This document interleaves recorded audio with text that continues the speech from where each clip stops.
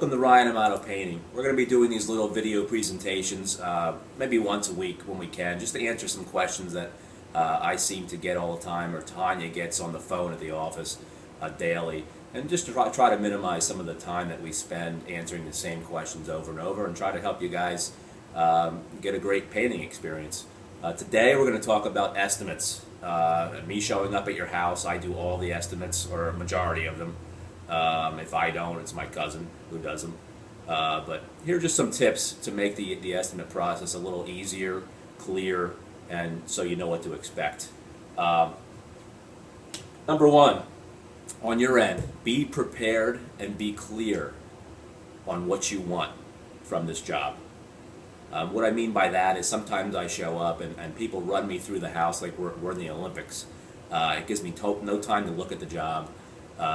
It kind of feels like I'm being rushed out of the house. I don't know if it's because they're just busy with life, or they're having 4 or 5 other painters right behind me coming up, which happens sometimes. Also, make sure whoever's going to make the decisions for the job and selecting the painter is home. You don't want to pick a painter just by price alone. Make sure you're comfortable with that person, as we make sure we're comfortable with you when I come out and do the estimate. If I'm not comfortable walking through the house and we don't interact very well with each other, we wouldn't do your job, as I would expect it in the same way in reverse. If you're not comfortable with me, I'd say select another painter. Just make sure that you're happy with whoever you select, with whatever you do. An auto mechanic, a painter, a carpenter, anything that you choose. Price is not the only issue. Number 2, know exactly the scope of work and what you want done. I don't know how many times I'll come through, people will say, we might want to do this room, we might not want to do that room, we might want to do the ceiling, we might do the base, we might not do the base. That makes it very difficult for me to give a price, because I know after I leave, you're probably going to have 1 or 2 other painters come through, and you might tell them something different than you told me. So when I present a price, mine could be significantly lower or higher than the other painters, just because we weren't clear on the scope of work. So take your time, make sure you know what you want, so whoever you choose can give you what you want. Number 3, again, kind of refers back to number 2. Make sure everybody's on the same level when they give you a proposal. Make sure we're all using the same paints. Sometimes people will give you an estimate. We're using top-of-the-line paint and products, and the other guy's buying his paint at the big box stores. There's a difference.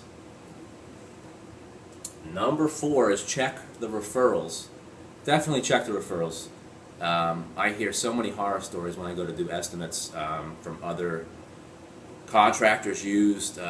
People take the deposits and then they never show up to do the work, or they show up to do the work and it's not who they said was going to do the work. Sometimes they subcontract the work and it's not even the company on the job site. So it's very simple to call up a couple of referrals and make sure everything's legit, especially now. People have reviews on Facebook, on Twitter, on Angie's List. They're everywhere. Good and bad. Number 5, is insurance. Everybody who comes out is going to say, yeah, we're insured. Okay, well, nobody ever checks on it. Make sure you check on the insurance. They can't hand you a form that says they're insured. It needs to come directly from their insurance agent. And also with insurance, you have to make sure they have workman's compensation if they have other employees. I could say I'm insured, give you a piece of paper. Does it mean anything? Not really. Because I can send out 4 other painters who aren't insured. They're not even employees. You're paying them cash. What's going to happen is if somebody, hopefully not, if somebody gets hurt on your job, they're going to sue you. They're going to sue the painting company, and it's just going to be a big mess. So it takes no extra money, not much effort for that insurance company to send you over an insurance certificate with you being listed on it. That's simple. Number 6, our company. For our interior painting and our exterior painting, I know who's going to be at your job. It's my family. We're a small company. It's all my family.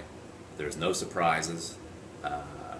I'm not going to come out and do the estimate and tell you who's going to be there, and then I have no idea who's showing up. We don't subcontract the work. It's you know, it's my cousin, an uncle, another cousin. Somebody at that job site is going to be related to me, either running the job or working on the job. We do have other workers, and they're directly supervised by our foremans. So that's basically it. You get a little extra value that way. So that's going to end it for this point today. Hopefully I'll have another video next week. If you need anything else from us, it's Ryan Amato Painting. You can check us out on Facebook, on YouTube, on Twitter. We're everywhere. So, or give us a call, 484-821-7112, and ask for Tanya. Thank you.